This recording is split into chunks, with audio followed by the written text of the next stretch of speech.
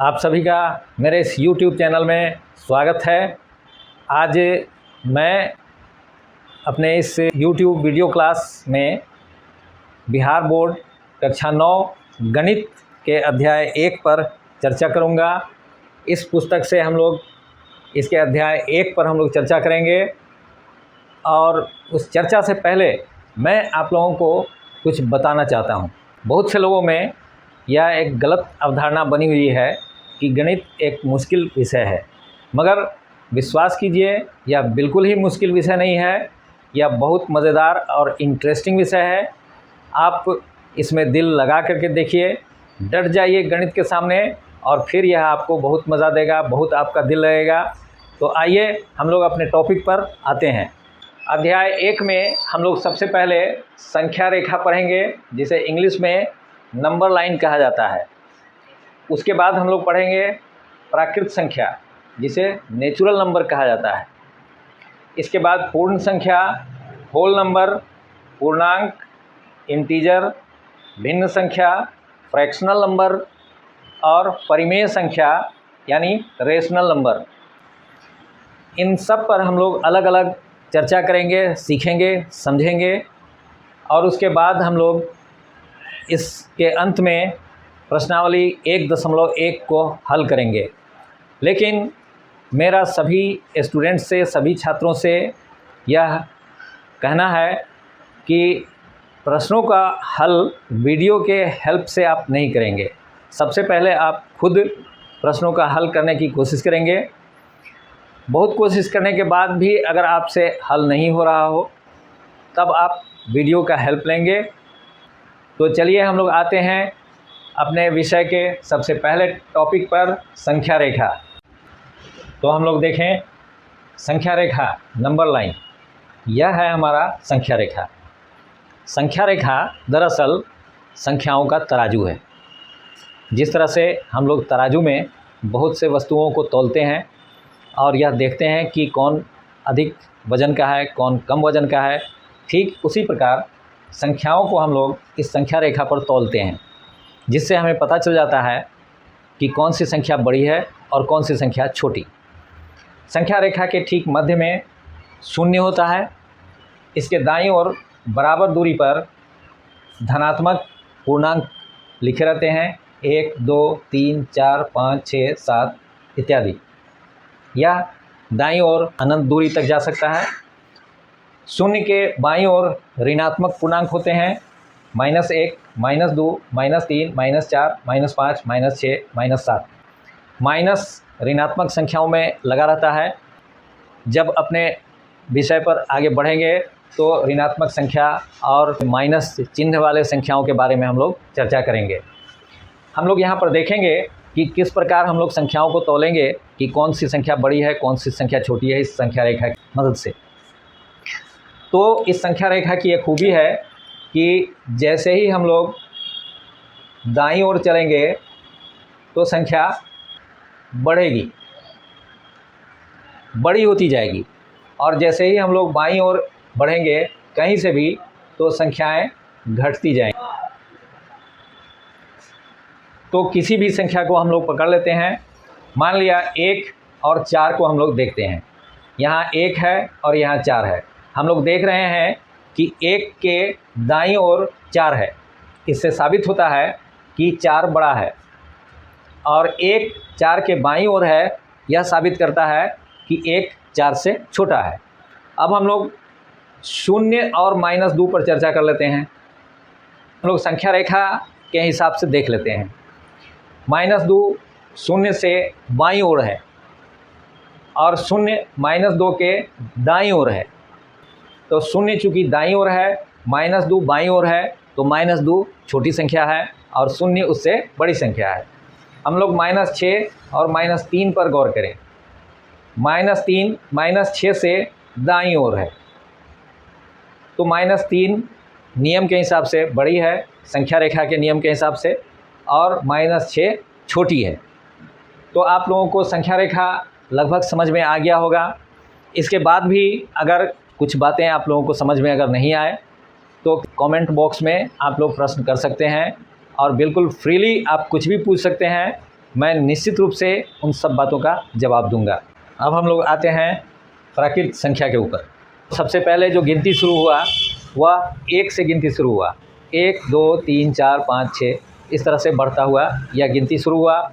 इसी गिनती को प्राकृत संख्या कहा जाता है। इसे अंग्रेजी के बड़े अक्षर n से सूचित किया जाता है। n संकेत से इसे निरूपित करते हैं। यह गिनती की संख्या है, 1 से शुरू होता है, 1 2 3 4 और यह आगे की ओर बढ़ता चला जाता है, यह अनंत तक जा सकता है। अंग्रेजी में नेचुरल नंबर कहते हैं। प्राकृत संख्या के बाद हम लोग आते हैं पूर्ण संख्या पर। इसे अंग्रेजी में होल नंबर कहा जाता है। प्राकृत संख्या के समूह में केवल 0 बढ़ा देने पर पूर्ण संख्या का समूह हो जाता है। मतलब प्राकृत संख्या के समूह में जितने भी सदस्य होंगे उससे केवल एक अधिक सदस्य पूर्ण संख्या के समूह में होगा और वह होगा 0।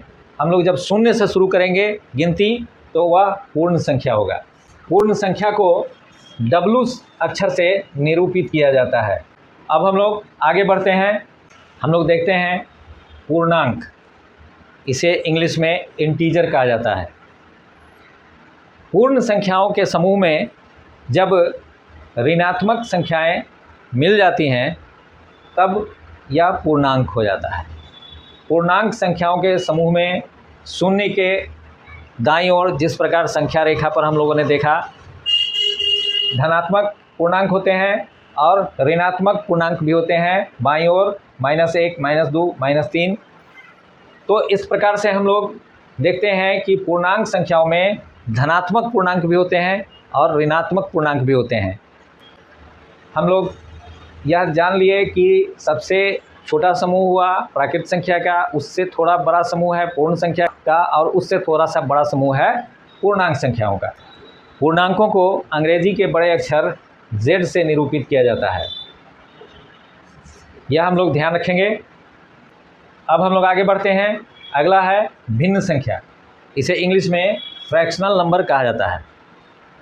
जब हम किसी संख्या को दूसरी संख्या से भाग देते हैं, जैसे 3/2, इसे हम लोग इस तरह से भी लिख सकते हैं।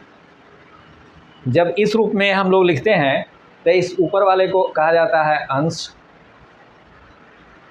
और नीचे वाले को कहा जाता है हर। संख्याओं के इस रूप को ही भिन्न संख्या कहा जाता है। किसी भी भिन्न संख्या में एक अंश होता है और एक हर होता है। आगे हम लोग इस पर डिटेल चर्चा करेंगे। भिन्न संख्याओं का और भी उदाहरण हम लोग ले लेते हैं।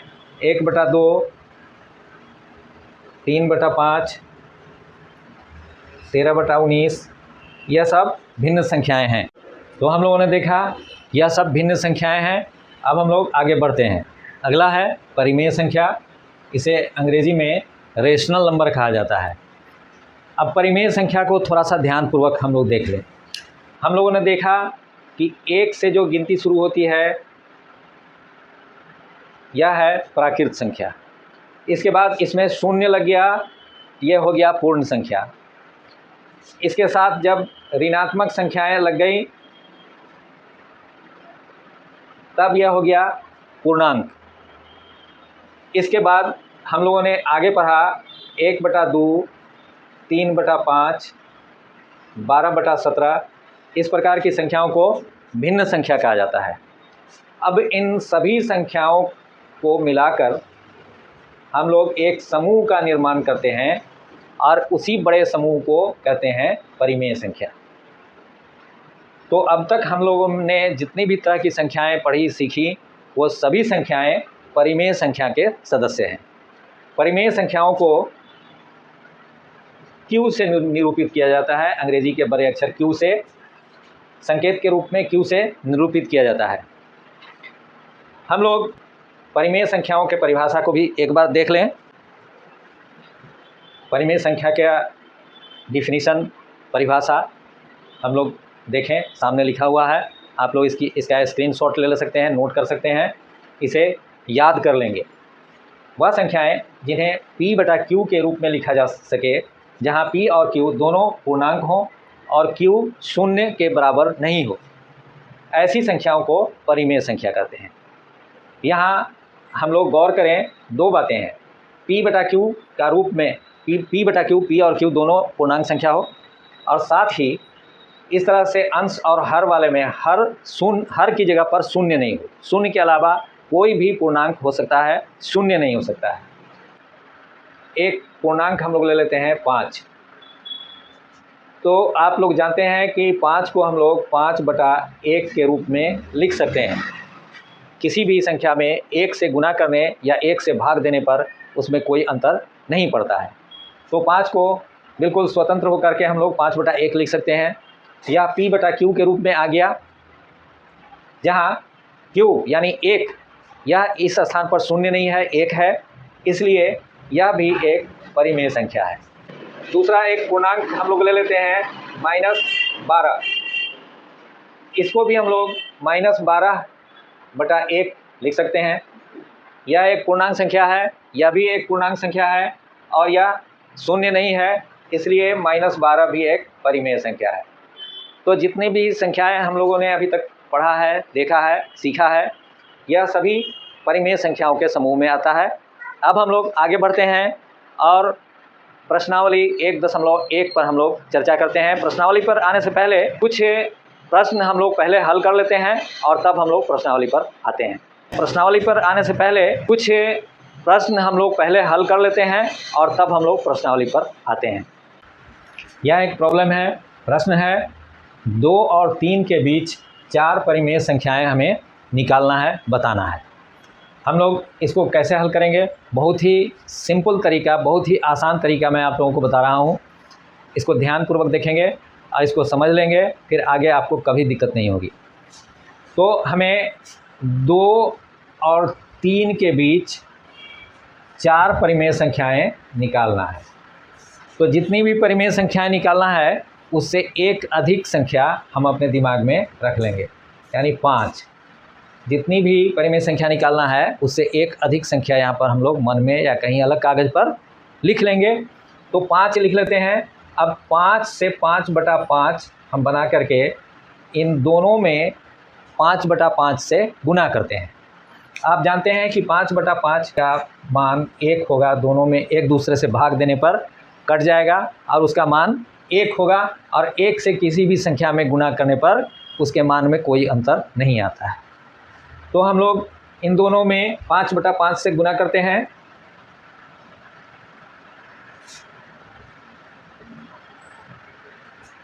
अब देखें क्या होता है। यह हो जाएगा 10/5 और यह हो जाएगा 15/5। अब यहाँ से हमें 4 परिमेय संख्याएं बहुत आसानी से हम लोग निकाल लेंगे। आप देखें इसी से हमें निकल जाएगा। यहाँ 10/5 है, तो अगला परिमेय संख्या होगा 11/5। उसके बाद वाली परिमेय संख्या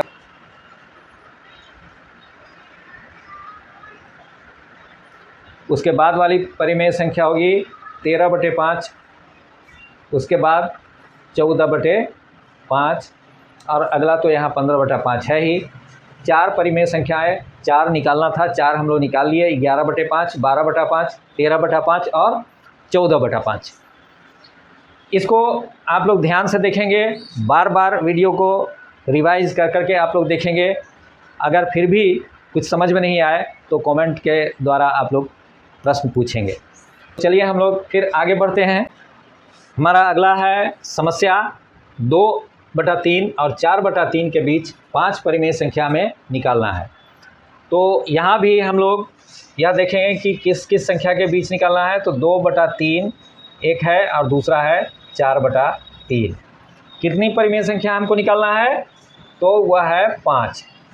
तो पिछले प्रश्न में आप लोगों ने देखा कि उससे एक अधिक संख्या हम लोग ले लेते हैं। तो हम लोग ले लेते हैं 6, और 6/6 से इन दोनों में हम लोग गुना करेंगे।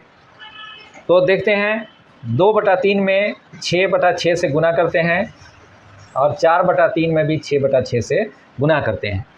6/6 या 5/5 या 4/4 इस तरह की संख्याओं का मान 1 होता है, और किसी भी संख्या में 1 से गुना करने पर उस संख्या का मान में कोई अंतर नहीं आता है, इसलिए हम लोग 6/6 से आराम से गुना कर सकते हैं। इससे 2/3 और 4/3 के मान में कोई अंतर नहीं आएगा।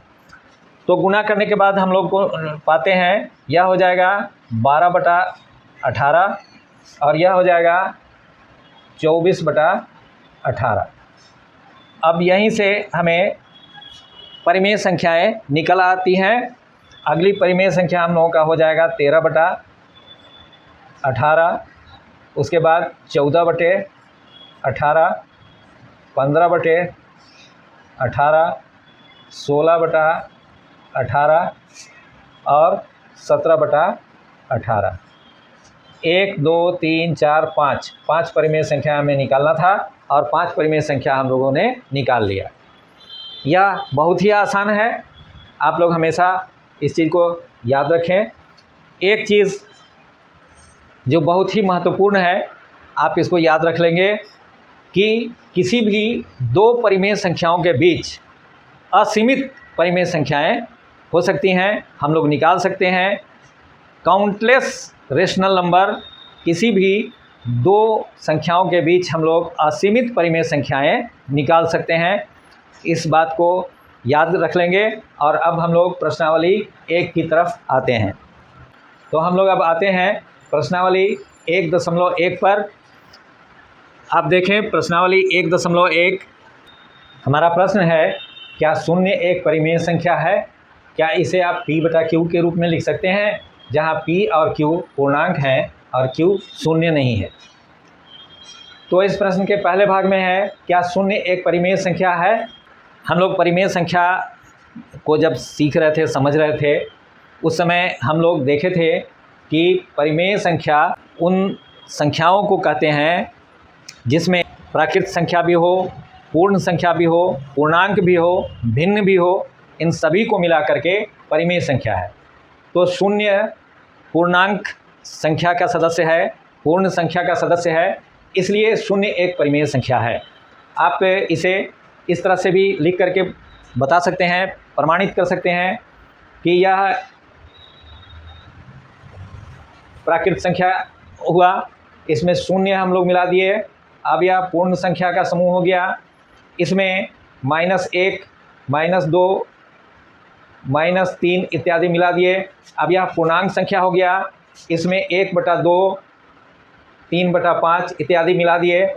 अब यह भिन्न संख्या हो गया। इन सारे संख्याओं को मिला करके परिमेय संख्या हुआ, जहाँ शून्य भी मौजूद है। तो शून्य यहाँ है, यह सारे परिमेय संख्याएं हैं, शून्य भी यहाँ मौजूद है, इसलिए शून्य एक परिमेय संख्या है। इसके अगले भाग में है, क्या शून्य को हम p/q के रूप में लिख सकते हैं? हाँ, किसी भी पूर्णांक को हम लोग p/q के रूप में लिख सकते हैं। शून्य को हम लोग 0/1 लिख सकते हैं। 0/1 का मतलब कि शून्य में 1 से भाग देना। आप जानते हैं कि किसी भी संख्या में 1 से भाग देने पर कोई अंतर नहीं पड़ता है, 1 से गुना करने पर भी कोई अंतर नहीं पड़ता है, तो यह तो शून्य के बराबर रहेगा ही। यहाँ p/q के रूप में शून्य को हम लोग लिख दिए, यह भी पूर्णांक है, यह भी पूर्णांक है, और नीचे वाला यानी इसका हर q शून्य के बराबर नहीं है, जो इस कंडीशन को पूरा करता है, फुलफिल करता है। तो हम लोगों के प्रश्न के अनुसार कंडीशन पूरा हो चुका है। शून्य को हम लोग p/q के रूप में लिख सकते हैं। यह प्रश्न के समस्या का हल हो गया। अब हम लोग दूसरे प्रश्न पर आते हैं। 3 और 4 के बीच हमें 6 परिमेय संख्याएं निकालना है। ऐसा हम लोग पहले भी बना चुके हैं, इसको फिर से देख लेते हैं। हमें संख्याएं दिया हुआ है 3 और 4, इनके बीच 6 परिमेय संख्याएं निकालना है। कितनी परिमेय संख्या निकालना है? 6। तो 6 से एक अधिक हम लोग ले लेते हैं संख्या 7। अब 7/7 से 3 में भी और 4 में भी हम लोग गुना करेंगे। हम लोग यहाँ देख लें कि 7/7 यानी 7 में 7 से भाग अगर देते हैं तो उत्तर 1 आता है, और किसी भी संख्या में 1 से गुना करने पर उस संख्या के मान में कोई भी बदलाव नहीं होता है। तो हम लोग 7/7 से बिल्कुल आराम से गुना कर सकते हैं। 3 में यदि 7/7 से गुना करते हैं और 4 में भी 7/7 से गुना करते हैं, यह हो जाएगा 21/7 और यह हो जाएगा 28/7। यहीं से हम लोग परिमेय संख्याएं निकाल सकते हैं।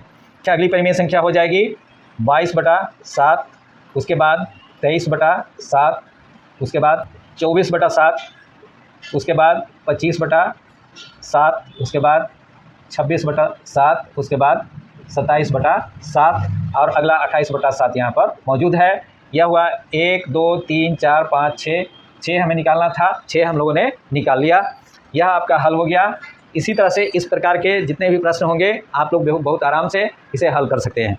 हमारा अगला प्रश्न है 3/5 और 4/5 के बीच 5 परिमेय संख्याएं हमें निकालना है। तो पहले भी हम लोग इस प्रकार का हल कर चुके हैं। आइए फिर हम लोग देख लेते हैं। तो हमें जो संख्या दिया गया है वह है 3/5 और 4/5 और कितने परिमेय संख्याएं हमें निकालना है? 5 परिमेय संख्या निकालना है। तो हम लोग 5 से एक अधिक बढ़ा करके संख्या ले लेते हैं 6। अब 6/6 से इन दोनों में हम लोग गुना करेंगे। 6/6 का अर्थ पहले भी बता चुके हैं कि 1 हो जाएगा। 1 में किसी भी संख्या से गुना कर सकते हैं, कोई अंतर नहीं आएगा। तो इन दोनों में हम लोग 6/6 से गुना करते हैं। 3/5 में 6/6 से और 4/5 में भी 6/6 से। तो क्या हो जाएगा? ये 18/30 और ये हो जाएगा 24/30। यहीं से हमें परिमेय संख्याएं मिल जाएंगी। आप देख सकते हैं 18/30 के बाद हम लोग लिख सकते हैं 19/30, 20/30, 21/30, 22/30, 23/30, 1 2 3 4 5 और 24/30 तो यहाँ पर मौजूद हैं। हमें 5 परिमेय संख्या निकालना था, 5 हम लोगों ने निकाल लिया। हमारे इस समस्या का हल हो गया। अब आइए हम लोग अगले प्रश्न पर आते हैं। आइए हम लोग देखें अपने चौथे प्रश्न को। नीचे दिए गए कथन सत्य हैं या असत्य? कारण के साथ उत्तर दीजिए। पहला है प्रत्येक प्राकृत संख्या एक पूर्ण संख्या होती है। तो यह बिल्कुल सही है। जितने भी प्राकृत संख्या हैं हम लोग जानते हैं कि प्राकृत संख्या 1 2 3 4, 1 से शुरू होने वाले आगे की तरफ बढ़ते जाने वाले सभी संख्याओं को प्राकृत संख्या कहते हैं। जब इसमें शून्य को भी हम लोग शामिल कर देते हैं तो यह पूर्ण संख्या हो जाता है। तो पूर्ण संख्या में यह सभी संख्याएं शामिल हैं, इसलिए यह कथन सही है, सत्य है। चलिए हम लोग अगला कथन पर आते हैं। प्रत्येक पूर्णांक एक पूर्ण संख्या होती है। तो हम लोग यह देखेंगे कि पूर्णांक क्या है और पूर्ण संख्या क्या है। पूर्ण संख्या में 0 से 1 2 3 4 आगे की तरफ बढ़ते जाते हैं और पूर्णांक संख्या में धनात्मक संख्याएं भी होती हैं और ऋणात्मक संख्याएं भी होती है। कहता है कि प्रत्येक पूर्णांक एक पूर्ण संख्या है, जो सही नहीं है, क्योंकि पूर्णांकों में ऋणात्मक संख्याएं भी होती है जो पूर्ण संख्या में नहीं होती है, जैसे -1, -2, -3 इत्यादि। ये संख्याएं पूर्ण संख्या में नहीं होती है, इसलिए प्रत्येक पूर्णांक पूर्ण संख्या होती है। यह सही नहीं है, यह गलत है। चलिए हम लोग अपने अगले टॉपिक पर प्रश्न पर आते हैं। प्रत्येक परिमेय संख्या एक पूर्ण संख्या होती है। यह भी सही नहीं है, इसलिए कि पूर्ण संख्या का समूह छोटा समूह है और परिमेय संख्या का समूह बड़ा समूह है, जिसमें पूर्ण संख्या के अलावे भी पूर्णांक संख्याएं, भिन्न संख्याएं शामिल हैं। इसलिए परिमेय संख्याओं में पूर्णांक संख्याओं का वह हिस्सा जिसमें ऋणात्मक संख्याएं हैं, इसके अलावे भिन्न संख्या a/b के रूप की संख्या पूर्ण संख्या में नहीं होती है। इसलिए परिमेय संख्या एक में सभी प्रत्येक परिमेय संख्या पूर्ण संख्या नहीं हो सकती है। यह भी कथन सही नहीं है। तो इस प्रकार हमारा प्रश्नावली 1.1 का हल हम लोग आज पूरा कर लिए। अगले दिन हम लोग कुछ और भी टॉपिक पर चर्चा करेंगे और प्रश्नावली 1.2 को हम लोग हल करेंगे।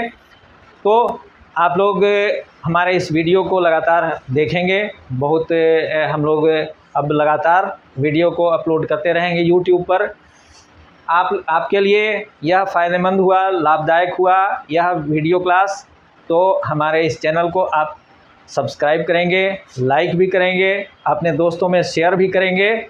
तब तक के लिए हम लोग फिर विदा लेते हैं।